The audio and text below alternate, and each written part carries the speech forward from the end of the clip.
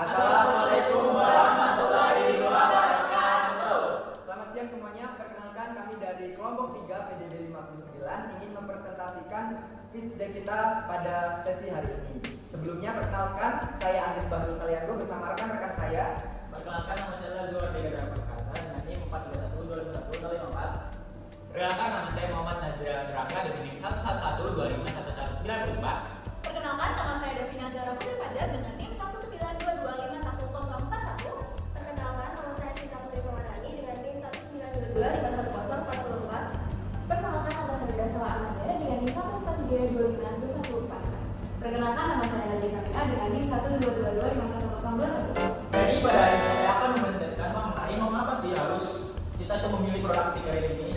Yaitu kenapa stiker ini dikembangkan oleh mahasiswa Universitas Airlangga, yaitu kelompok kami, yaitu kelompok 3, yang memahami budaya, humor, dan ciri khas kampusnya sendiri. Nah, kenapa sih pemilihan usaha itu? Usaha itu dilatar belakang oleh kurangnya stiker bertema kampus yang benar-benar sesuai gitu dengan karakter mahasiswa. Nah, tujuan kita itu meningkatkan kebutuhan personalisasi barang pribadi dengan mengadopsi sistem print on demand dengan stiker kita dan bekerjasama dengan percetakan tertentu. Nah, produksi ini dapat dilakukan secara fleksibel, efisien, dan tanpa adanya risiko penumpukan stok. Sangat cocok untuk kesibukan masing-masing anggota kelompok. Selanjutnya saya akan membahas mengenai bisnis modal kanvas ataupun BMC. Ada 9 element penting dari BMC ini. Yang pertama adalah key partners ataupun pihak-pihak yang turut terlibat dalam bisnis kami, seperti desain grafis, kemudian juga vendor printing, dan juga marketing seperti Shopee. Yang kedua adalah key activities ataupun aktivitas penting dari bisnis kami, yaitu membuat desain stiker, mencetak stiker, dan juga menjaga kualitas stiker. Yang ketiga adalah key resources ataupun sumber daya yang dibutuhkan dalam bisnis kami seperti akun sosial media, Instagram, TikTok, WhatsApp, dan lain-lain. Kemudian juga percetakan atau digital printing, dan juga desain dari stiker itu sendiri.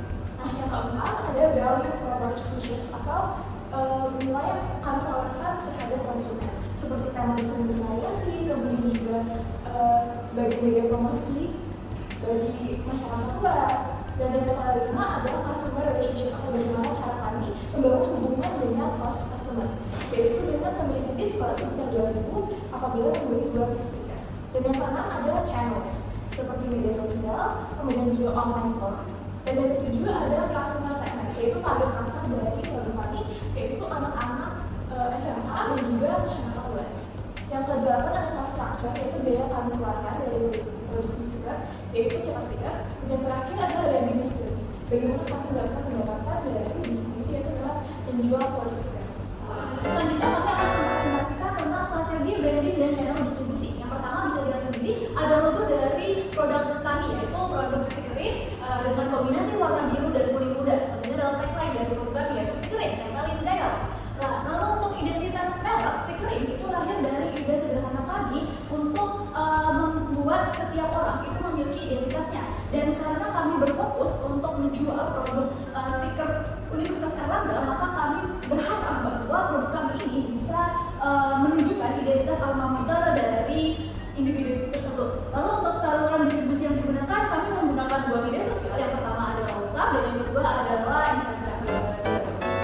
Oke, selama kami menjalankan proyek kami ini, kami memiliki memasarkan produk-produk kami melalui platform media sosial digital.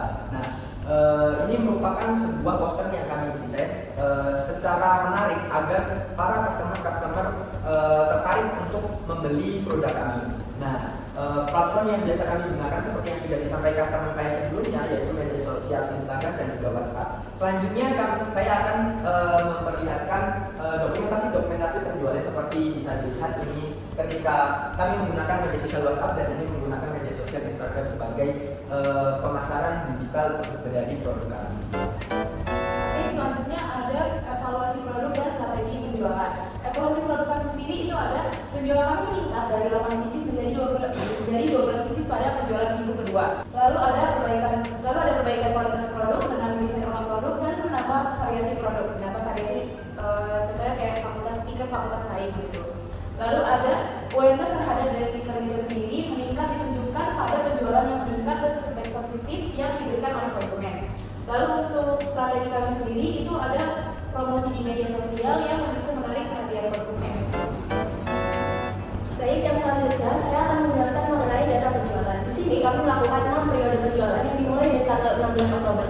2025 dan diakhiri pada periode ke-6 penjualan pada tanggal 20 November 2025. Pada periode penjualan pertama, kami berhasil menjual produk 8 stiker karena promosi yang dilakukan on the spot atau kami menawarkan langsung tanpa menghadirkan sistem PO. Kemudian pada periode penjualan kedua, kami memperbaiki sistem promosi kami sehingga terjual 16 stiker atau naik 2 kali lipat dari penjualan sebelumnya. Kemudian pada periode penjualan ketiga, kami tidak melakukan promosi semasif pada periode penjualan kedua sehingga hanya berhasil menjual 12 stiker. Dan pada periode keempat juga kami masih stagnan pada jumlah yang terjual hanya 12 produk. Dan pada periode kelima mulai ada kenaikan lagi pada 17 produk stiker yang terjual dan diakhiri dengan penjualan terakhir kami pada tanggal 20 November kami berhasil menjual 23 stiker. Kemudian di sini kami juga akan menjelaskan mengenai pendapatan kami. Kami memetakan menjadi 2 bagian di mana kami menjual produk stiker satuan dan produk stiker bundling. Ini adalah promosi kami di mana satu bundling berisi 2 stiker dan dihargai dengan harga 7.000. Di mana di sini ada total produk yang terjual, ada 48 produk satuan yang terjual dan dengan harga 5.000 per produk sehingga kami mendapat 240.000. Kemudian untuk strategi dari bundling, kami berhasil menjual 20 bundling dengan harga per bundling itu 7.000 dan menghasilkan pendapatan sekitar 140.000 sehingga total pendapatan kami adalah 380.000. Selanjutnya, kami juga menghitung biaya tetap dan variabel untuk menentukan laba atau rugi yang kami dapatkan dari penjualan kami. Di sini ada komponen biaya tetap. Kami menggunakan Canva Premium, tetapi karena menggunakan akun SMA tidak ada biaya yang kami keluarkan. Kemudian untuk internet, kami menghabiskan 32 GB per 2 bulan sehingga total biaya yang kami keluarkan untuk internet ada 77.000 dan untuk bensin saat mengambil produksi dari vendor yang kami pilih itu ada 1,5 liter per 6 kali penjualan dan biaya yang kami keluarkan adalah 18.000 sehingga total dari komponen biaya tetap ini adalah 95.000. Kemudian dari komponen biaya variabel kami hanya mengeluarkan pada produksi stiker sebanyak 88 piece dengan biaya yang kami keluarkan adalah 111.000. Baik, saya seperti yang sudah disampaikan oleh teman saya tadi tentang biaya tetap dan biaya variabel, di sini kami membuat kesimpulan yakni dalam 6 periode penjualan kami berhasil mendapatkan Rp380.000. Kemudian laba kotor kami yakni pendapatan dikurangi biaya variabel Rp380.000 dikurangi Rp111.000 yakni laba kotor kami Rp269.000. Kemudian kemudian laba bersihnya kami melakukan pengurangan dari laba kotor dikurangi dengan biaya total kami yakni Rp269.000 dikurangi Rp95.000 dan menghasilkan Rp174.000. Kemudian kami mencari net profit margin kami yakni laba bersih per pendapatan dikali 1% dan kami mendapatkan hasil net profit margin kami yakni 51,17%. Baik, next.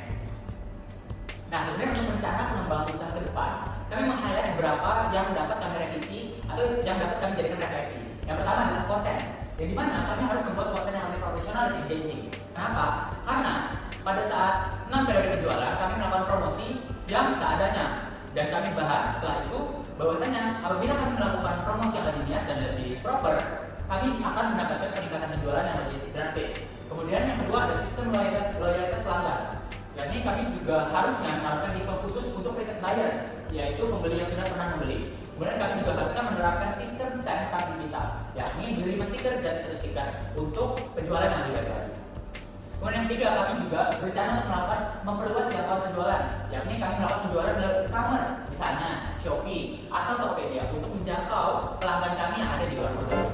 Oke, next. Baiklah, setelah semua yang telah kami paparkan, di sini merupakan refleksi dari penjualan kami, di mana stiker mata kuliah ini merupakan sebuah pengalaman berharga yang memang ditunggu-tunggu oleh mahasiswa karena dibuktikan dengan peningkatan yang cukup drastis dari pembelian yang sudah kami targetkan sebelumnya. Nah, secara keseluruhan proyek ini sudah mencapai target dan melebihi ekspektasi dari kami. Baiklah, cukup sekian dari presentasi dari kelompok kami. Kami harap presentasi ini dapat menjadi motivasi bagi semua untuk berwirausaha ke depannya. Saya Agis Baru Salianggo dan rekan-rekan semuanya pamit undur diri. Terima kasih. Wassalamualaikum warahmatullahi wabarakatuh.